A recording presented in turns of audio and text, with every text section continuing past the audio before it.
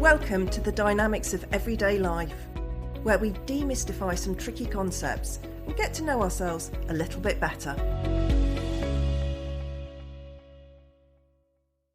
Welcome back to the Dynamics of Everyday Life. Today I'm excited to welcome to the show Sarah Manley, also known as the Quiet Catalyst. Sarah is a coach, mentor and an Amazon #1 best-selling author with her book Quiet Catalyst. If you've not read this yet, I wholeheartedly recommend it, as it's a great read. Sarah joins me to talk about developing our awareness as to where we sit on the introversion-extroversion spectrum and how we can thrive in our relationships with other people and at work once we have an idea where our needs are. We explore the importance of recognising what happens when our energy isn't being used effectively, and Sarah shares some tips as to how to look after ourselves better. Sit back and enjoy our chat around what it means to be an introvert. Welcome back to the show, everyone. And today I'm delighted to introduce another guest to the show. And we have Sarah Manley with us today. Now, Sarah is known as the Quiet Catalyst, and she's written a fabulous book. So she's an author, a coach and a mentor, but actually a whole lot more as well. So Sarah, welcome to the show. Do you introduce yourself? Oh, thank you. Oh, it's so nice to join you this morning. I've been really excited to get to talk to you. I've been listening to your podcast for a while, as you know. Yeah, so I published my book, Quiet Catalyst, about 3 months ago now. And it was off the back of a 20-year corporate career in international marketing, where outwardly I'd always been very successful. You know, I'd climbed the ladder, I'd done some cool and exciting things, trotting about the world, leading teams in Singapore and Amsterdam, all kinds of stuff. But I'd done it, especially at the beginning of my career, in a way that was very much trying to fit a more extroverted mold and copying the other leaders that I saw. And I'm sure I'll come into it, this kind of tipping point that I had when I took on my first director role was a big aha moment for me of, this is why it's all so exhausting. I'm an introvert. Oh, this is very curious. How can I learn more about this? And in that kind of discovery moment, I found a way to still be really successful, probably even more so, but in a way that was more comfortable, more energizing, more satisfying and authentic for me. So just over a year ago now, when some restructuring was happening, I was quite happy to put my hand up and say, it's my time to go. It's my time to go, to give me an opportunity to go and do new and different things. And that's where this whole story started, of writing the book, using my skills to become a coach and mentor for introverts. So yeah, it's been a big shift and a big change in the last year, but all a very exciting adventure and really cool to get to support fellow introverts who were struggling like I was at the beginning of my career. Yeah, I love it. Thank you. And what came up for me there was it's very aligned to what we talk about on the podcast, is the awareness, isn't it? It's the awareness of, Yeah. this is who I am. This is what's going on for me. And if I know this, these are the changes that I can make. Hugely, hugely, hugely. And it's really curious because I think it took me to the age of about 36. I'm 43 now, I had to think. So about the age of 36, where suddenly this idea of what is introversion, what does it really mean, what is the value it brings, it took all that time. And there were two things that happened. So one is I was given a gift, a book. I love books, of course, which is a book called Quiet, called Susan by Susan Cain.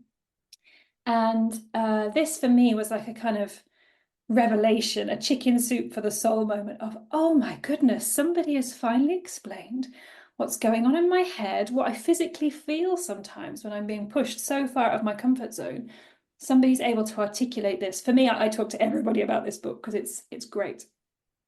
And in many ways, actually, my book became the practical guide after that book that I wish I'd had. So the practical guide for how to use that stuff in a corporate job. So that was the first kind of, somebody gets it and I'm not weird. It's quite a normal way of being, but just not the stereotypical way of being a business leader. And the second thing that happened was I started working with a coach. So a great guy who I'm still in touch with now, who helped me to see in meetings and workshops where I would find myself on the edge sometimes and getting further and further back from the crowd of talking and heated exchange that goes on in those things. And he said, "But Sarah, do you notice when you speak, everybody stops and listens because they know you won't be coming with hot air. You're going to be saying something that you've really thought about and will really impact the conversation. So they shut up and they listen." Huh, oh yeah, never noticed.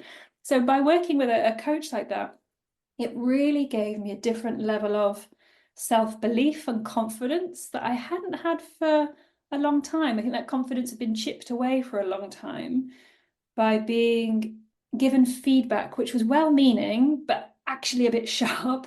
So things like, "You can't not say anything in a meeting, Sarah," or "You must speak up more, you must be bolder, you must be more impactful," which kind of meant that I had to be louder. I had to be more extrovert and out there, which was not me, not comfortable. So it's finding my proper place and way of doing things was, yeah, a revelation. It really was. And it's fascinating, isn't it? Because when you then get given that feedback of, oh, I need to be louder, I need to speak up more, that's then what you end up thinking about, not what actually you're going to be contributing to the meeting. It's so true. It's so true. I often say for introverts, I find we have about 3 or 4 conversations happening in our heads at the same time in those sorts of situations. So we'll be in a busy meeting. So you're trying to think about, okay, what is the topic that's being discussed and following the ping pong of conversation that's going around the table. You're then thinking about, okay, what do I really think about this? And then you're also thinking, but what am I going to say about this? And then there's also a dialogue in your head of, and how am I going to get into this conversation to even say anything? It's quite stressful. It puts a lot of pressure on ourselves sometimes. And it goes back to that thing of, as an introvert, when you're at your best, it's where you have time and you have space to think and to breathe and to be ready to share what you're going to say. If you're in that moment of high pressure, it just squishes our brain, and my shoulders automatically come up just thinking about it. This almost panic stress. You go into this flight or fight kind of mode. And very often, at least in my experience, it was that kind of freeze of completely stuck. And gradually learning some techniques to unwind that physically and with your nervous system and just learning to relax was a big shift for me and is a big thing I work on with people now, as well as finding ways to change the system a bit. It's not all about how we as introverts then need to cope or adjust ourselves, but also how we want to nudge the system in some ways. So how can we re-engineer meetings so they're not these frantic ping pong matches, but they welcome and invite all voices in around the table. I've often found myself and people that I coach and mentor now, we have plenty to say, but the conversation moves at such a pace that we've gone on to the next agenda topic before we've had an opportunity to articulate what it is that wasn't yet ready to say. So both things are important. What the individual can do, but what the system needs to do as well. It's incredibly important to look at it from a systemic point of view, which brings me on to the bit in the book that really hit home for me when I read it. And I've gone back and reread it because it really stuck with me. I don't consider myself as an introvert because I have a podcast, so I'm not sure that I could. And I'm a trainer, etc. I like speaking, so I'm not sure that I would be classed as an introvert. However, there were definite bits in the book that I recognised. And when you talked a minute ago about the sitting in meetings and really thinking about what you were going to say, that I feel very aligned with that. That's what I do in a meeting. I will wait and see what people have to say, and then I'll think about it. And the first assumption that you talk about, where you say people who aren't quiet in meetings have nothing to say, and it's just not true. And I wonder, how do we get past that? Yeah, it's a really curious one, right? Because often we think about how are we responding in a meeting, but we forget, how is everybody viewing us? And I've certainly had that of, Like, are you a bit aloof? Are you just bored? Are you not engaged? And also remembering beyond introversion, there's lots of reasons why people might be quiet in meetings. They could have had a horrendous morning. There could be lots of other things going on in life that makes us quiet for a period of time. I think how do we get beyond that is about helping everybody to understand how different people will show up and perform at their best. Often in businesses, the prevailing wind, the status quo is that those that get recognized, those that get praised, and ultimately those that get promoted are the louder, bolder ones who speak more and probably speak more quickly and say a lot of things. And it's about helping to educate leaders that, what somebody used a nice phrase the other day. Now, what was it? Loudership is not leadership. I quite like that. I like I that. don't know where it came from. I wish I could quote the person, but yeah, I like that a great deal. That quiet leadership actually is just as impactful, if not more so, in certain situations. And it's about knowing for the team that you want to lead, whether that's, formal leadership like line management, but, I'm a great believer anybody actually can be a leader of people with or without a formal reporting line. It's about role modeling behaviors, taking care of the humans around you. So really recognizing that quieter people might not be saying everything that's just bubbling in their head. We're processing internally and choosing very carefully, what is it that will add value to the conversation right now?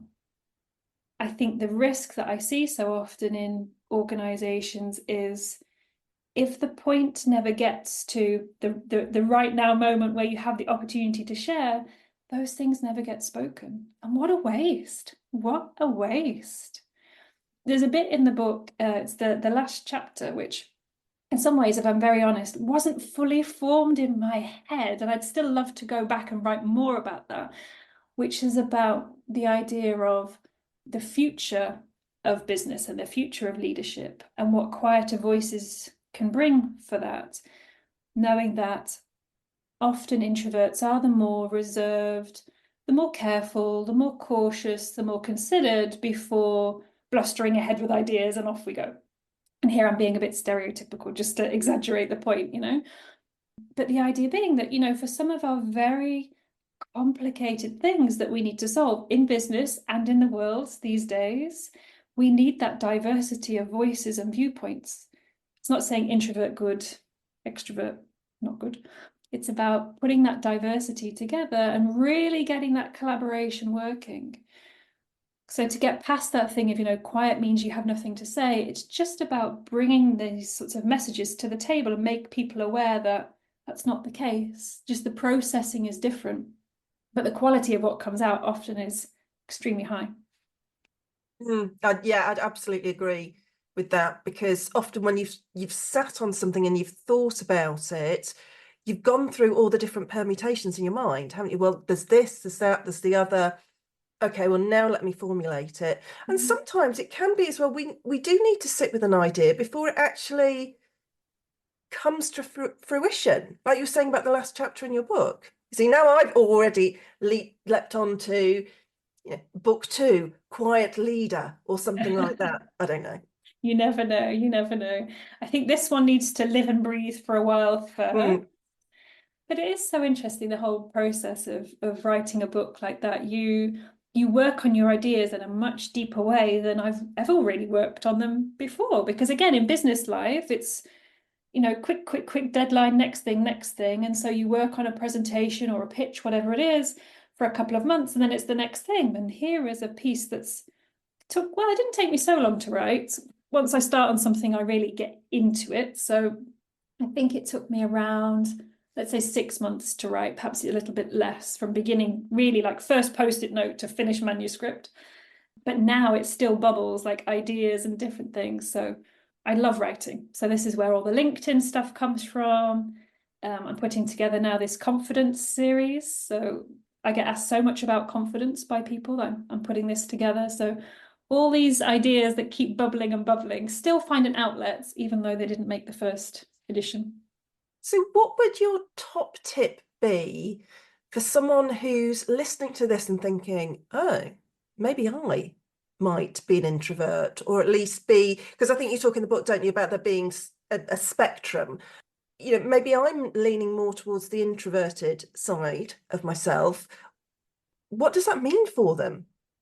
Yeah. And I think it's an important point you raised, first of all, around this is a continuum. It's not like Mm. you are an introvert, you are an extrovert, and that's it. I think labels are helpful in some ways, but also a bit polarizing if we're not careful. So yeah, you're right. There's this continuum between, and people will sort of move up and down a little bit over life, depending on what's going on. But what does it mean for them? I think is, well, for me at least, if I use my example first of all, to know that the way you behave is something around the way your brain is wired, and it's not just I'm a square peg in a round hole, I don't fit here, is really a relief, or at least it was for me. And then I think it helps to understand the so what around energy management is the big piece. The common thing that unites all introverts, the definition everybody agrees on, is about where you get your energy. So introverts will re-energize with quiet alone time, whereas extroverts will typically re-energize with groups of people and being more social. So at the end of a long day after work, people would be going off to a bar or network. Oh my gosh, no thank you. No thank you, not for me. I'm off. So it's then learning, okay, so now that I know I need to re-energize after we've done big stretching things, which we're very capable of doing, but then I need to go and recharge. So how do we manage our energy on a day-to-day, week-by-week basis? I get very passionate about energy management because, again, it was a big switch for me where I used to pack my diary at work, like back-to-back stuff, like a lot of my colleagues did. They were the extroverts who thrived on the next conversation they could have. And I wondered why I was absolutely nosediving. By Friday evening, I'd like crash on the sofa, like wiped out for the weekend. No good, no good. That's not a good way to live. So I get really specific with people that I work with to try and plan in your week. When do you have these peak moments where it's going to take a lot of energy for whatever reason that is? It's pushing you out of your comfort zone, or you need to be with big groups, whatever it is. How are you going to plan your energy in the lead up to that to make sure you can show up at your best? What do you need to build that energy? When you're doing that thing, how can you harmonize, balance, manage your energy in the best possible way?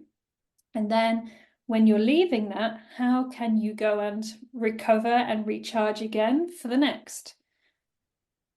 And that helps, rather than these boom and bust moments, that you manage to smooth out your energy much more. And it's a much nicer way to exist in a busy world than letting yourself be kind of playing to somebody else's rhythm, and you're just bouncing along hoping for the best a lot of the time, which is it's really hard and really exhausting. So yeah, whenever anybody's asking me, so what does it mean to be an introvert? I really think the whole energy piece is the big thing to understand and to crack.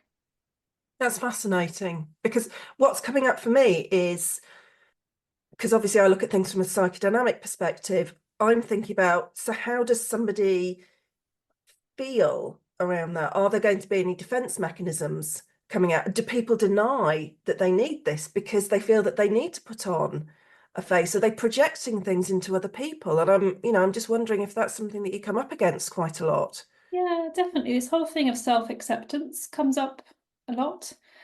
But how can I just keep going more? It's like a question people say, like, I don't want to need to do this. And that's really curious for me. And it's kind of a cultural thing, I worked internationally with people from pretty much every corner of the globe. And it's a very kind of Western US, North Europe kind of culture of the busier the better. And wearing, oh my gosh, I'm so busy, I'm exhausted, as a badge of honor, because it shows how busy you are, and therefore you must be very productive and therefore very important because you've got all this stuff that you have to do.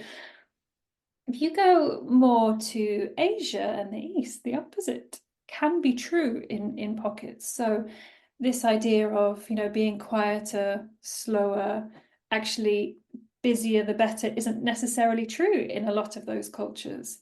But I think we find ourselves getting caught up in what seems normal and this outward projection of lots of leaders who are probably introverts themselves, pedaling horribly fast underneath. At one point, I remember I had a boss that called me the Swan for this very reason, because on the top it would look great and confident and capable, and underneath he knew that I was paddling like a maniac underneath, just trying to keep this facade, and it was a facade. And I think if this kind of inflection moment of the book and the coaching hadn't happened, I could have gone off a cliff, because you can't sustain that forever. You can't. So I think really, knowing where you get this energy from and finding out, well, what happens if I don't do something differently? And really thinking about what am I doing to myself by pretending that I can keep going? What am I actually doing to my colleagues and my business by perpetuating it? And as I start to work with people more and more, and they have this self-acceptance, rebuild their confidence, which has often been so horribly knocked over time, we start to look at, and how do you want to role model this for other people?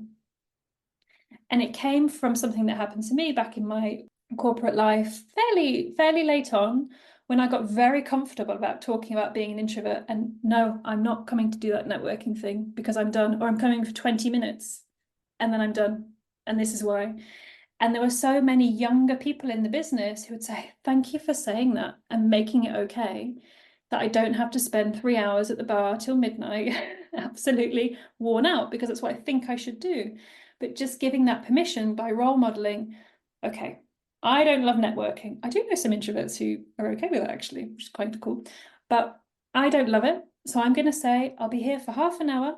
I'm going to try and speak to the 3 people I want to speak to, and then I'm going, because I need to recharge.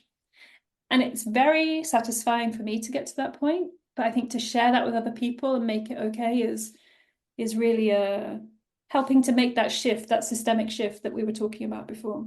You're absolutely right. I'm drawn to thinking after your description of a kind of like 1980s style networking event where you're right, it is on till about midnight, and a lot of people actually don't want to be there. I can't think of anything worse, actually. But you, in some ways, though, we do need to do these things, particularly if we have our own businesses or we want to develop our careers. So by actually pinpointing, I want to talk to person A, person B, person C, these 3 people, it also gives you purpose, so that you're not thinking, oh, I've got to mill around here and watch the clock, and then, oh, do you think I can go now? Yeah, definitely. For me, I find when I'm trying to do things that I don't feel very comfortable with, there's 2, but there might be 3 things when I think about it that come up. One is definitely being very intentional about it. So like the why am I doing this? Reminding yourself, like, I'm doing it because, like in your example, I want to grow my business, or because I want whatever it is, but intentional, kind of a goal. The second thing is get some support. There are things as introverts we are awesome at, but there are things that are difficult. And the same is true of extroverts, of course, the perhaps opposite things, but everybody has things that we're not great at. So if that's public speaking, if it's presenting, if it's networking, if it's speaking up in a meeting, that's okay. Half the people around you will be exactly the same. So don't stress, but get some help, ask for some support, get some training. So at the moment, for example, I'm trying to do some speaking engagements. So I'm getting some training on public speaking rather than just winging it, hating it, and having a horrible time. Get some help. And then I think the third thing, there was a third thing. The third thing is also about stopping to recognize what you've done after you've done it.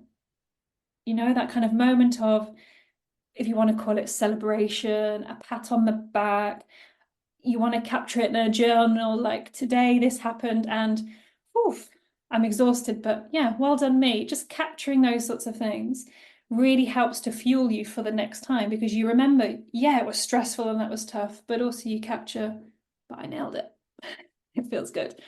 Yeah, there's a quote that came to my head, actually, and I won't remember it perfectly.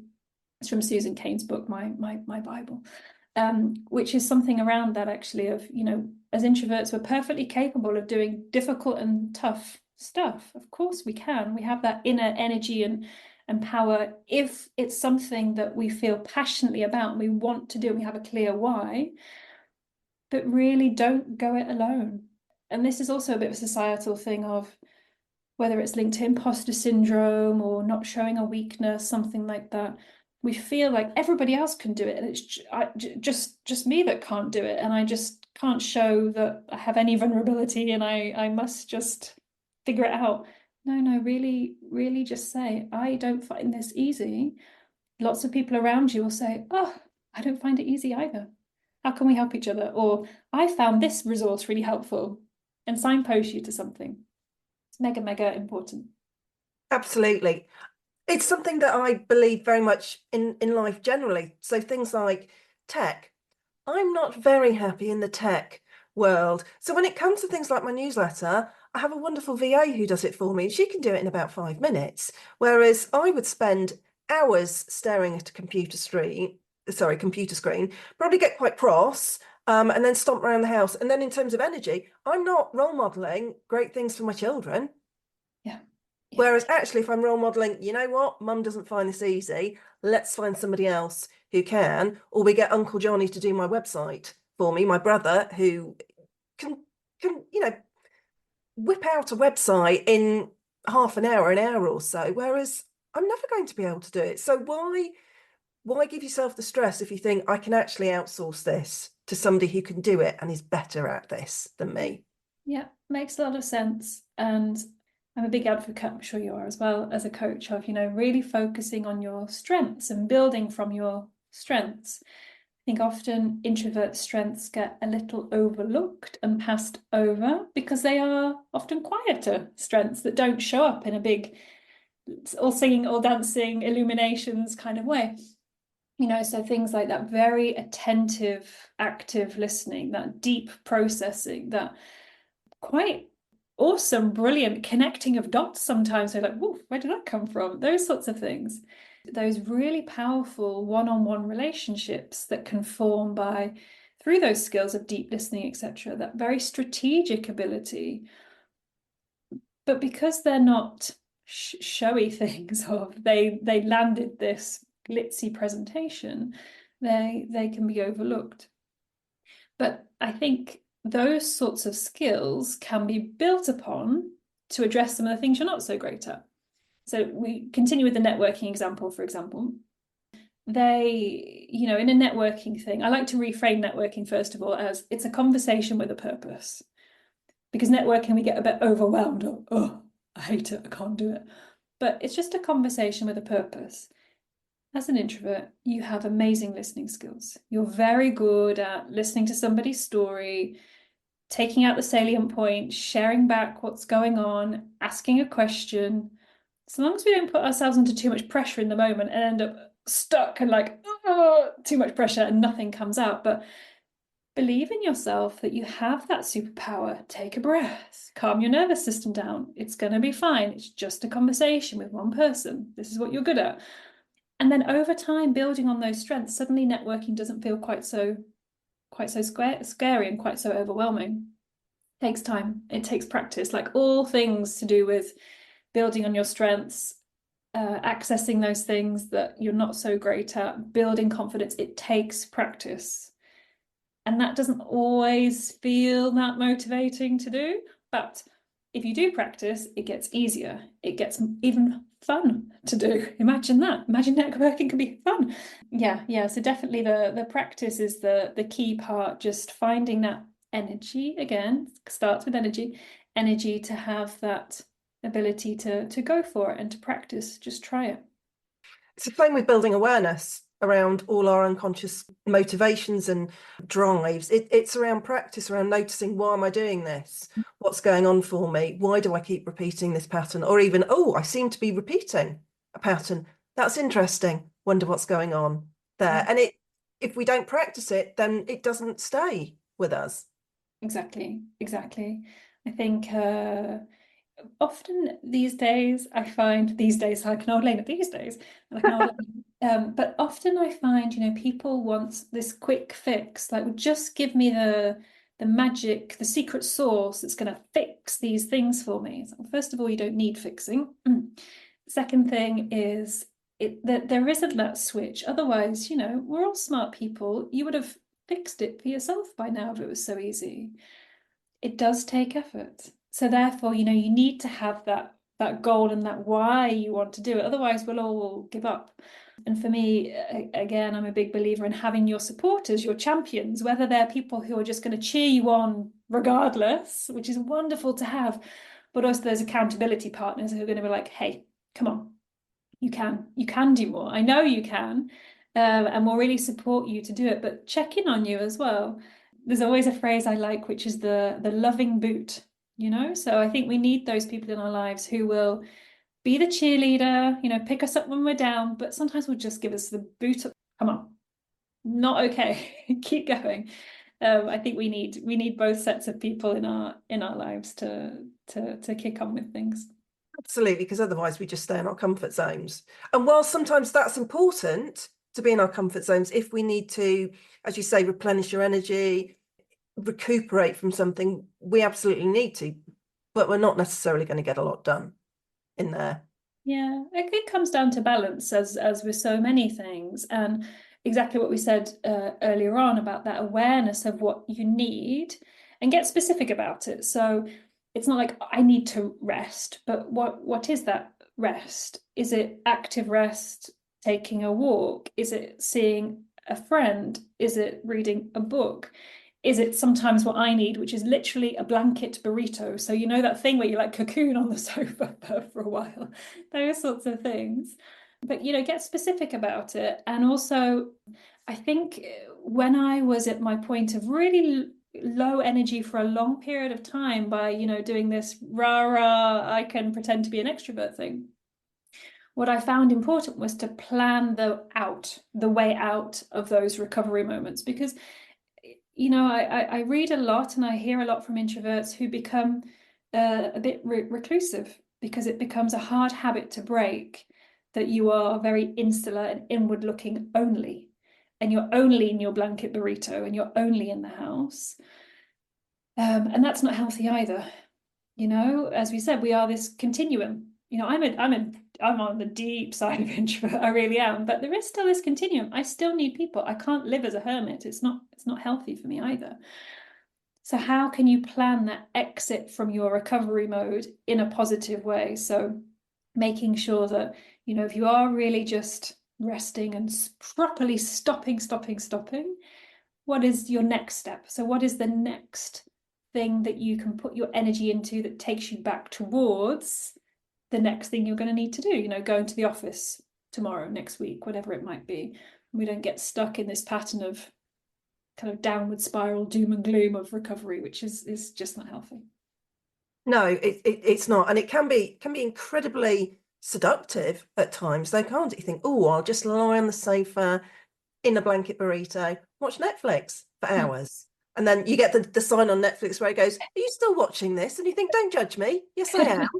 So yeah, you're absolutely right. I mean, I could talk to you all day about this, Sarah. I find it absolutely fascinating. What would if someone is really coming to terms with the fact that actually they are an introvert, it is a big part of their personality, what would you like their key takeaways from today to be? Oh, lovely. I think the first thing, I would say to people who are learning about themselves as introverts is it's okay. Like, it's okay to be you. I found that such a powerful thing when I accepted it myself of it's okay. Actually, it's more than okay. It's actually very cool to be an introvert. There are going to be some awesome things that you're going to learn about yourself that you can now unlock about yourself, and you can share so much with others that helps them unlock it too. I think it's also about being kind to yourself and not judging yourself in this whole process of, but I should do this. I must be able to do that. letting go of some of those things. We're so schooled into how you should behave and that there is this one ideal way of being. Wouldn't it be awful if we were all exactly the same? How boring. That's not a very exciting life.